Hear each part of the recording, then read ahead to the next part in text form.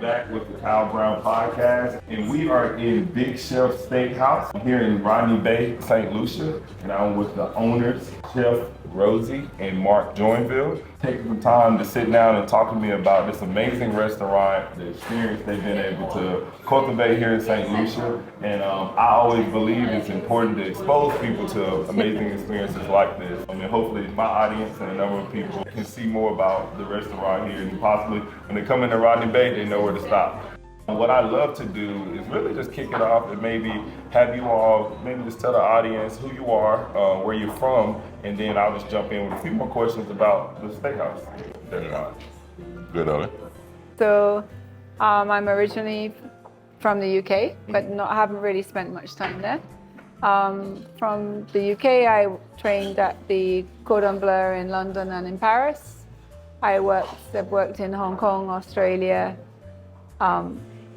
France, Belgium, pretty much all over the world, across in Canada. And how I really ended up here was I was teaching at the Cordon Bleu in Paris, and somebody in fact else was meant to come to Saint Lucia, and for some reason they just couldn't come. And the person who was employing them just turned to me. I happened to be next to the person and said, well, so do you want to come? So, you know, when you're young, you don't really have any set plans, or you don't need to know if there's a medical insurance, you don't need to know if there's life insurance or whatever, what your package is. And I said, yes, okay, fine. I went back home. I had to look where Saint Lucia was. I had no idea, because I know the West Indies. I just thought, well, I'd been to the East Indies, so I thought, well, maybe it's close to there. Obviously, when I got back, I realized it was like south of Florida, really, down the West Indies. And they sent me a ticket, and basically I came out in the November, in the rainy season, about 40 years ago. Awesome. So 40 years ago, decided to take a trip to St. Lucia. And yeah, 40 years ago I came, and the people, I opened a restaurant called Saint Antoine, which was a beautiful restaurant, plantation style restaurant. It was one of the Saint Lucia's first hotels. It had had Noel Coward as their main guest for many, many years. He has a beautiful house in Jamaica, and he has several books written where he travels through the Caribbean. And the place he used to spend the winter at was Saint Antoine, which was on the Morne. And I came there as the executive chef and one of the managers. It's a 100-seater restaurant. I worked there for 3 years, really, with no serious intention of really staying, just basically on a contract that I was going to go back and on to another job. Okay. Yes, so awesome. Well, that's how I came. Sounds like a really decorated experience that got you here. Yeah. My God, Mr. Mark Joinville. I'd love to have your intro. I am different. I am the person who, from hospitality, joined hospitality from brutality. Sorry, I'm joking. But I studied hotel management in Switzerland.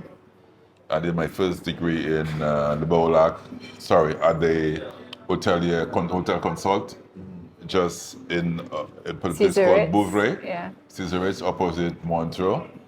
And from there, I spent a couple of years working at the Bolac in Zurich as training manager, a training manager position.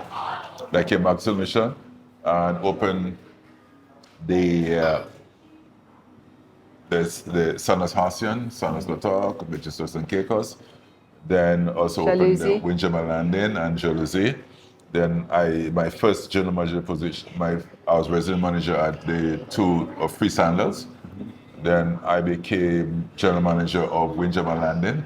From Windjammer Landing, I moved to reopen and was general manager of Coconut Bay Resort and Spa.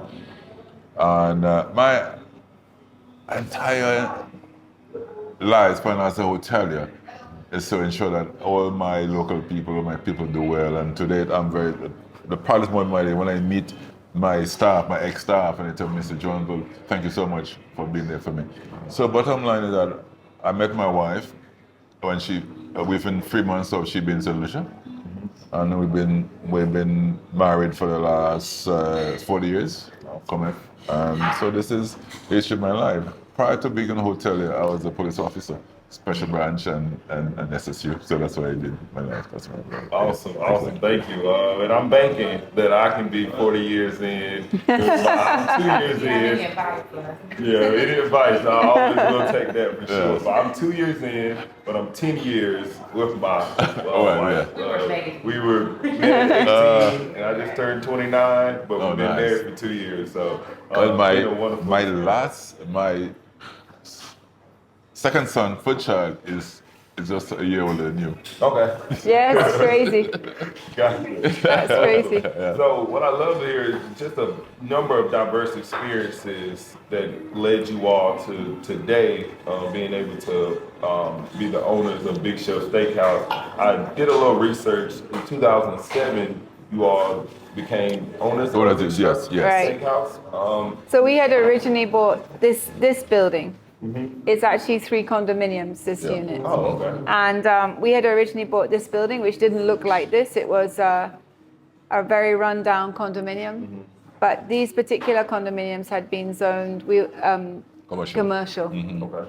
And so we bought this, and we used to sit opposite there was a little cafe, and we used to say, okay, well, we need to buy something. Because in Saint Lucia, there's really no retirement. So you do need to buy something. You need to operate a business in order that you can build it up, in order that you can find a possible way of retiring. There's no real pensions here. So There's pension. yeah, but very minimal. No, it is pension. Yes, but there's no huge pension like from a corporate company, really. Well, that's nothing. It's all the government national insurance scheme. Whatever you put in, you get out. That's it. So it's important to have asset. Yes, something to exactly. build You on. need, That's correct. So we said, okay, but, and a hotel, there's always somebody younger, better than you. So, when you're running in a hotel, they're always it's very contractual. So there's always going to take somebody, or not always, but 9 times out of 10, there's going to be somebody coming up behind you, which is only natural. And you can't take the hours of a hotel so seriously long. So eventually you think, okay, well, if I'm going to do this, I might as well do it for myself. So we originally were just going to do the restaurant in this building and put we have 3 offices above it, but we were originally going to do like 3 rooms, guest rooms. Oh, okay. So you had like some guest rooms, and then you had like a little restaurant below, and it would be really, really cute. And then strangely enough, the owners over there. The other section was owned by Big Chef Steakhouse, Big Chef, and was an accountant. But what there were 2 other condominiums that they really want us. They approach us to sell this. To sell originally these 2. Yeah. And they said, we will give you $50,000 discount, or show that you get your discount if you decide to buy us out. So my wife called me and said to Rosie, okay, Rosie, let's go. Let's hit it. We'll go for it. And we went for it. And it was Big Chef Steakhouse was less this big space to there. Like half the space. Okay. And you came in through the front. Okay. You came through the and this meantime was like a really semi-derelict building. So we had spent like a substantial amount of money, but we knew we had to knock it down. Now I'm really from Europe, so in Europe you really don't knock things down. That's a very American different yes. Oh, I said get it down. I'm gonna get it down. Yeah, so like we call the backhoe and say let it down. Yeah, so we spent X amount, but we knew we had to knock it down and rebuild it really, in order to get the space. So we knocked this down and rebuilt it, and in between that we also purchased the other 2. Yes. But we were also under contract. I was working for a publishing company at that time, and Mark was at Coconut Bay as a general manager. So we were also under contract. So we had to we were letting it run for 6 months till our contracts ran out. And then, so Mark had never really owned a car because everything had been a corporate car. So the one thing we said is that, we have to buy a vehicle because we can't park the corporate car outside our own workplace. So we ended up, I think that was a big shock, right? Because we'd never bought a car. Suddenly it's like, oh my God, we had to go and buy a car. Until they caught me doing payroll. Oh yes, I used to have to send the payroll down because we were both working full time, and then we were coming here at night. Oh man. So it was And then not only that, you have to set it up. So if you have to get the food ready to prep, you have to organize everything. It's a huge amount of organization. You can't just turn up. But that's literally what we were doing. And then we were I was sending him the payroll to do.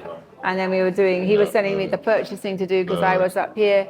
And then we were coming here every night and running that. Two jobs. Yeah. The south, further south, and here. That's a lot of. Yeah, he was driving from Sofra every night. So to able to. That's like an hour. Yeah. Easily an hour and a half. Yeah. So we did that, and then the thing about the place was, it was nothing like that. It was underneath there. It was like white tiles. It was no air conditioning. It was a fan that huge. drops off. You mean the fan that you had in your ceiling, or you mean? No, it wasn't in the ceiling. It was. On the side, and it drops out, and they forget to replace it, or they replace it. It was like when you go to those old plastic chairs, and the chairs you. Listen, this story I tell. Serious story.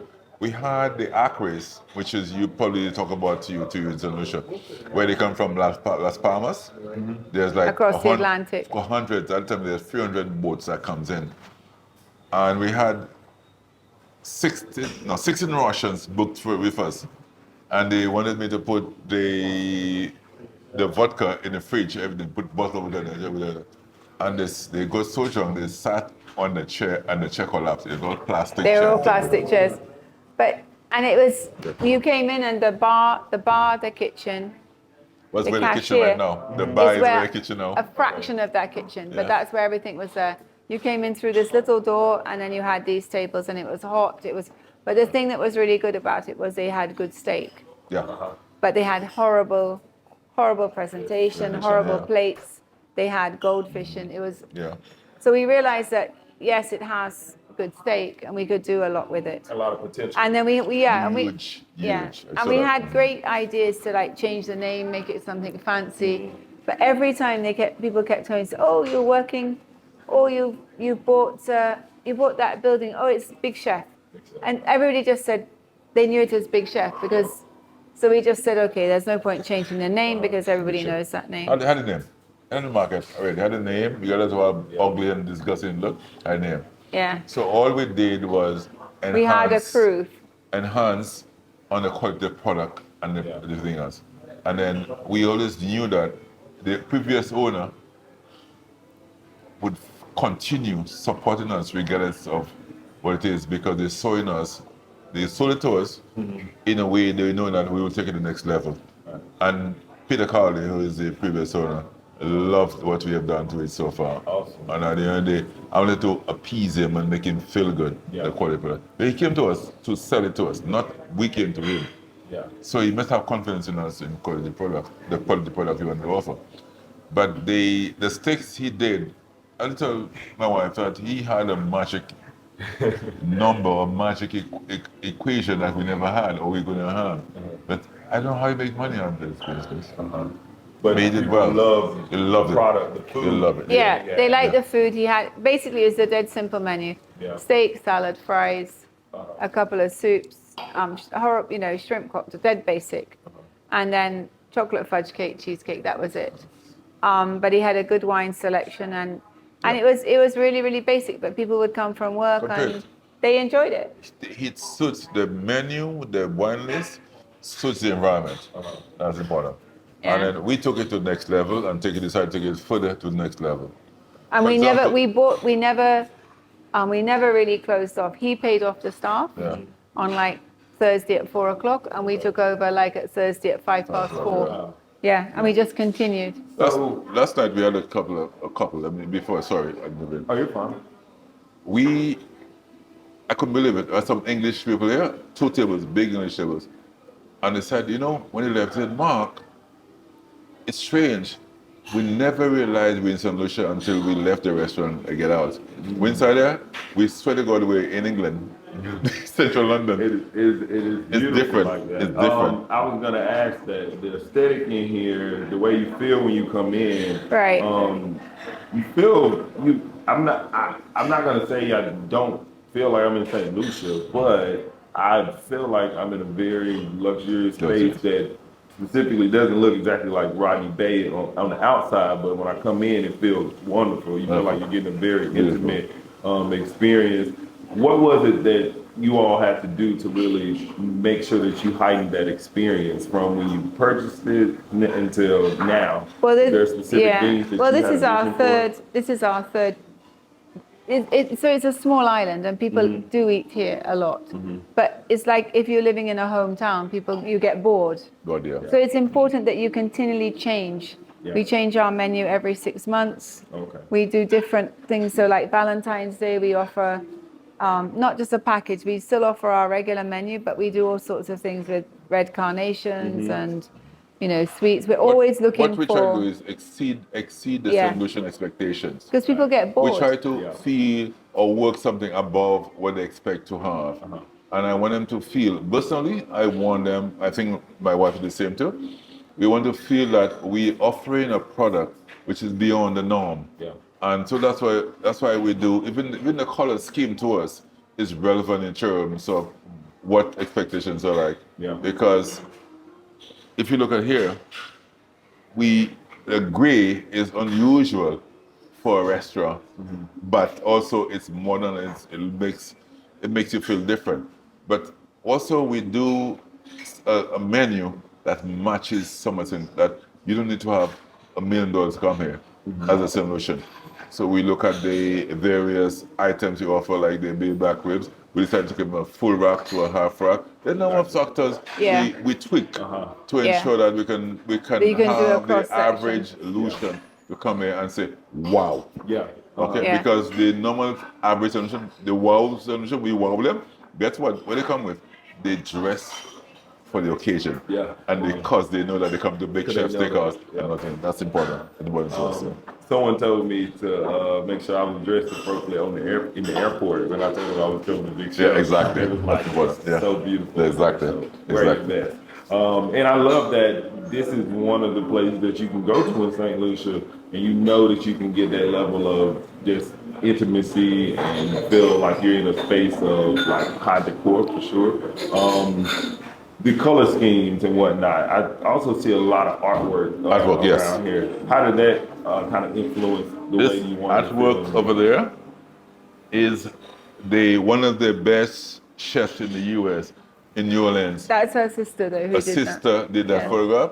That is That's Nina Compton's sister. That's her artwork. So that's the Prime Minister of St. Okay. Lucia's daughter. Oh, wow. Ex-Prime Minister in Shadora. Yeah.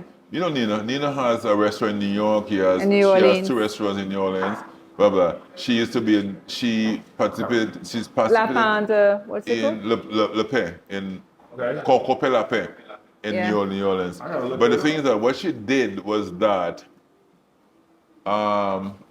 she was in the culinary competition, Miss whatever best chef in America, best American chef, and she was the finalist, and she lost to the winner by one. So she done very well in there. I don't want to advertise her, but she's done very well. But that's her sister. And I think- So her sister's a photographer, photographer, yeah. and she was commissioned to do a calendar for the Her sister did UK. that. Yeah, beautiful. And so so I think that's Aries. But so Yeah. she did a calendar. Yeah. But we had a lot more artwork. Before we were like a different colors. So we've done 3 color schemes Okay. since we've owned the property. That's right. So I think it's a question of always being one step ahead, and being able to provide. I think you have to understand that people who live here, if you're not traveling, you don't have access to, you don't have that experience of nice restaurant. So you have a restaurant here that's accessible and that people want to come for their birthday. They want to have an anniversary. They want to have they get a lot of wedding proposals here. Birthdays, Yeah. You know how many birthdays you have a night here? I would say 10. We had a lot tonight. Is Yeah. it birthdays tonight? Yeah. Everything. Oh, awesome. Every Because night. people But come, that's good. That's There good. is a Yeah. celebration, You know, it's a cemetery, place to go, and- restaurant. and that's their expectation, because it's not like you can get dressed up. Where can you really go? It's a small island. Small island. That's You're why very limited. I felt good wearing this today Yeah. because But you look good, trust me. Thank you. I Thank wear you, this. thank you. I felt good wearing this today because I knew that's the aesthetic that I was going to get coming Yeah. in. Another big thing that I'll definitely applaud you all, service. I know you said the food, Right. the menu, that changes the color scheme, but the service was amazing. How important is that in just making sure that this It's very, very important. Uh-huh. It's not only important, you have to also, service is so much about not just attending to your own business, but really, really attending to your guest and what are their needs. And their needs are sometimes very personal. Yeah. And that's very common in Saint Lucia. Like, we're a small restaurant. To us, Yeah. every day, we try to exceed our guest expectation. Period. That's it. Every day we exceed, we try and we apply ourselves. Our staff, to me, naturally believe in our perception, in our concept. And that's what we try to do as much as possible. We don't drive to them. We are involved into them. So if they know and they see us, I mean, I've been the staff tell me, Mr. Joinville, you don't come to work tonight. We will still relax. We're going to do it. That's because that they have picked up and they want to move it. And that's our motto. We want to exceed, not our guests, remember that I said? We want to exceed our staff expectation, that they perform to exceed our expectation of them. And they see it from you all. She greeted me as No, she's public relation. I'm the person The who purchasing agent. I am the person who is involved in more or less the cost control, the whole aspect of purchasing and making sure that we're spending the right amount of money to make the right amount of money. I just appreciate the hospitality, and I think that's key. I see a lot of restaurants, they move people in and out, but that personal touch is what you're really gonna remember. Unbeknownst to me, I didn't know I was gonna get a song, and then someone telling me happy birthday. I didn't expect that, but that was awesome. Yeah. That's good. And then also the music they was playing was a ton of songs that I heard growing up in my house. So it was just a lot of personal touches that I could tell was really thought of. Right. And we do try we have and do music like 5 nights a week. different music. Different music, Yeah. but you're closing them one night, but so at least one night you have no music, but 5 nights a week. And then we try to bring the best in terms that we have jazz, we have him, Kenson, who brings it back to the beginning. We have a local, most popular Saint Lucian, who is one of the best guitarists in the world, Boeingson on Saturday night, who performs to every expectation. We also have... So last night, Saturdays are very lively because we have two singers, a jazz guitarist, and it's very much jazz and blues. Jazz and blues, yeah. And Tuesday night we have this gentleman who is Richard Payne. Richard Payne is mostly jazz, but he has this young lady sixty. So we try to keep as much as possible to at least 5 different musicians per week to ensure that we provide the right experience for anybody to come to Saint Lucia. Doing that, the quality of entertainment exists. We can't able to perform. Anybody from Aretha Franklin, from anybody down the road North Carolina. North Carolina, Yeah. they can do that. They can do it to at least 98.99% of the time. That's it. So the food, that's always a big piece too. You have amazing Talk experience. to that one. You have amazing experience. It could be a good. So we have a small bakery. Okay. So we do a lot of organic bread, artisan bread. We do all our desserts there as well. And all the breads that you offer on the table. That's it. Yes, and we sell garlic butter. I had never had that. Yeah. Before. That was awesome. So we have a young chef. He changes. That's his job. He changes the butter almost every week. They're very young. We have a very young crew, three very young ones, about sort of 19, 20, 21. And then we have 4 more mature chefs. And Trevor is on the grill. He's been with us since the time we purchased Big Chef. Yes. And then basically the rest is just continuous rigorous training, seeing what's new, what's out there, following the trends, trying to be one step ahead. It's a little limiting because obviously you've got to use the ingredients that you can get here. I think having the bakery is great because that sustained us during COVID, but we can also do desserts So everything is handmade. Everything is a la carte. Everything is fresh. But everything really is our generally kitchen made. staff are so much in touch with what they do, and we are proud of it. Creativity is one of the forte I've seen there, where the presentation changes daily, and you see through there the art, or they call it canvas of food presentation. And I'm very proud of them. They love it, and I'm very happy with people who love what they do and how they bring it out to the norm. Absolutely. So bottom line is that that's some great chef. They have the idea of good taste, the idea of what should goes out and what Well goes out, seasoned. and they criticize each other and kick us to each other as much as possible. So I use the word that means backwards anyway. But they do that to deliberately challenge each other and to make sure that you or our customers get the best of the best as much as possible. So they're going to be selfish about it. They're going to be openly, and they're going to say, what is going on? That's what we are. They will change it and make sure that you get the right quality. One item I've seen on a lot of menus, and I know in the States, it wasn't on menus probably over the last 5 to 7 years, but now it's on almost every menu that's definitely of a luxury caliber, Brussels sprouts. Yes. Have you all always had Brussels sprouts on the menu? Brussels sprouts. The trouble is, right? We eat out when we travel. We eat in every restaurant. Party sprouts. Yeah, and the thing about that is that always with our kids, when we take them to dinner, with me, if I'm paying, I always tell them, okay, I'm paying, but you all have to have a different main course. We have to have a different appetizer, and it's generally that's what our work is about. So. Yes, we do. Even for your birthday, you went to some amazing restaurants in London, which I picked because I generally wanted to see what they were serving, what's trending. I mean, we're lucky now. We can follow a lot of trends because of social media and Instagram. But before, you had to do a lot more research. But there's always different things. That plating, the way you plate, the plates change. I love Brussels sprout because of her stepfather-in-law. But Brussels sprouts is what was trending in the States. He loved it. He used to cook it and every day. worldwide, probably 6 years ago, 6 years ago. But they are incredibly popular. I didn't eat those growing up. But my last 5 to 6 years, my favorite. It is trending. When we looked at the menu, we saw the size. We said, well, Brussels sprouts are definitely getting those. Yeah. And they were awesome. And like mac and cheese has had a big, comeback. Funny enough, her father died when she was age 13.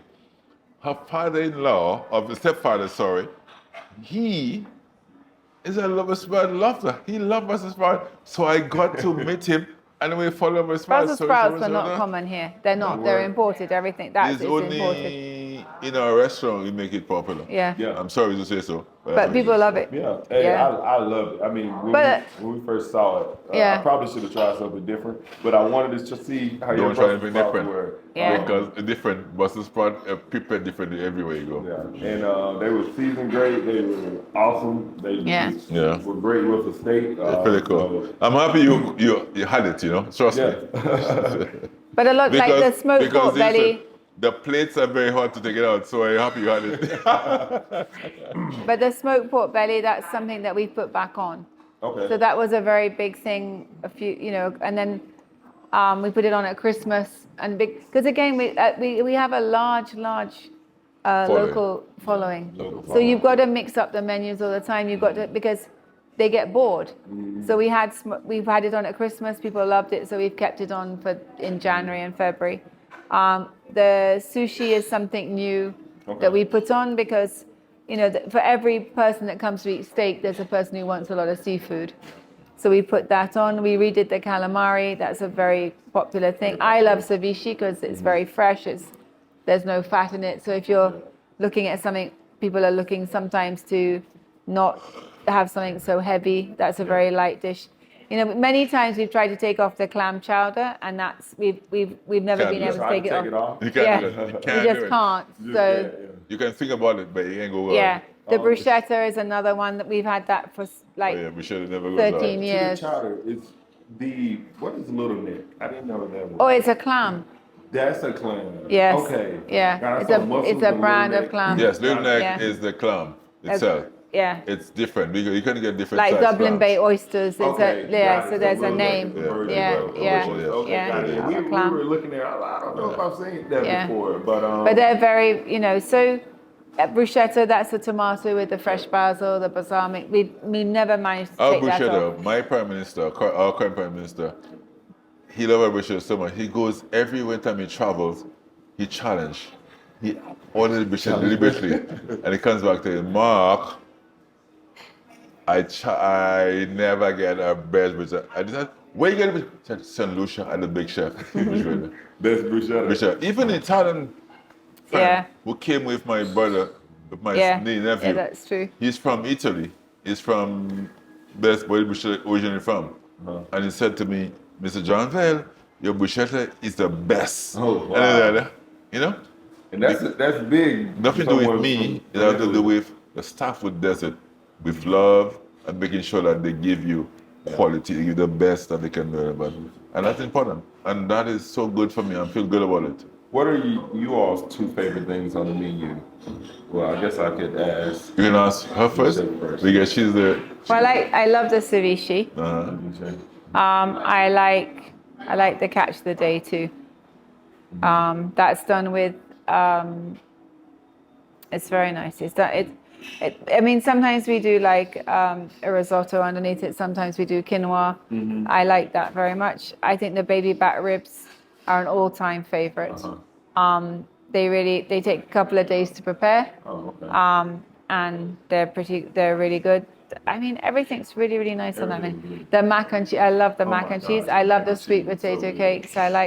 It's hard because, occasionally Mark will say to me, shrink the menu. And I try and shrink it and I cut this, I cut that. And then the Delmonico's been a good thing because Delmonica it means we can play with the steak. So if we get some special cuts or if we get extra large steaks, some people do want 22 ounces. This gives an opportunity to sell that. If we get the 3 filet mignons, 3-4 ounces, that's a nice thing to do as well. So it allows the chef a little bit more of, not to get too bored, so they can get that. I love the dessert. Mine is ridiculously stupid because. You said what was it again? Mine is ridiculously stupid. I love the oxtail soup, and I'm gonna have any steak thereafter. Just call it steak. Yeah. And I have a consumer. That's me. Any steak. 7, 8, 16, 14, 42, whatever you have. I'm gonna have that. That's me. But I love meat. I love steaks. A dry age, wet age, I'm gonna have that. All of it. That's the You said the oxtail soup. Oxtail soup is start with. I love that. I love oxtail soup. Or I can have a good coconut shrimp because I love the aspect of coconut. But my oxtail soup is favorite.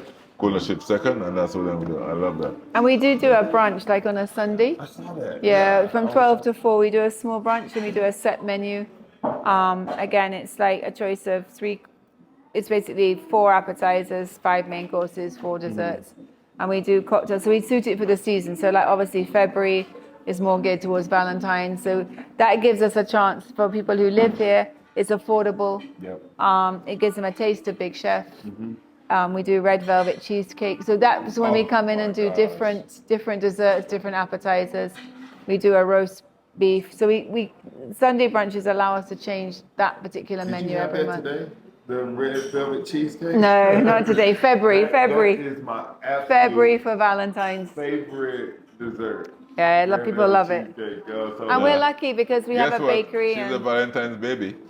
Oh, really? Yeah. Birthday is Valentine's. Got it. So that red velvet cheesecake, I know it's special Yeah. for sure. Yeah. That's good. I love this. You all are really transforming. Yeah, it's very all the important. time. Yeah. It's really transforming. Could you imagine if you're in a small village? We're 150,000 people in Saint Lucia.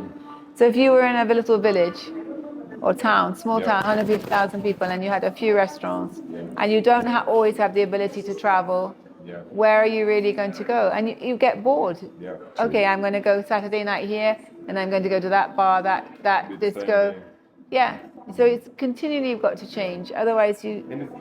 And it's giving people exposure to different Yeah. things where they maybe Because we do didn't have to try. exactly. Sure, Sometimes yeah, we that's do true. wine tasting, we do rum tasting. Oh, you do pairing. We've done Jamaican we do nights. one pairing. We've done a Cuban night. Cuban night with the Jamaican nights. So Yeah, with there's great a lot of factors we dancing, great try vocals. So to try to unite the Caribbean in a sense. Thank Yeah. you for having me, just because I've been here for 5 days and I've had a remarkable time in Saint Lucia. I leave tomorrow, so this is the last event thing that I'll be doing before I leave. So glad that I can actually experience my last event and my birthday with you all.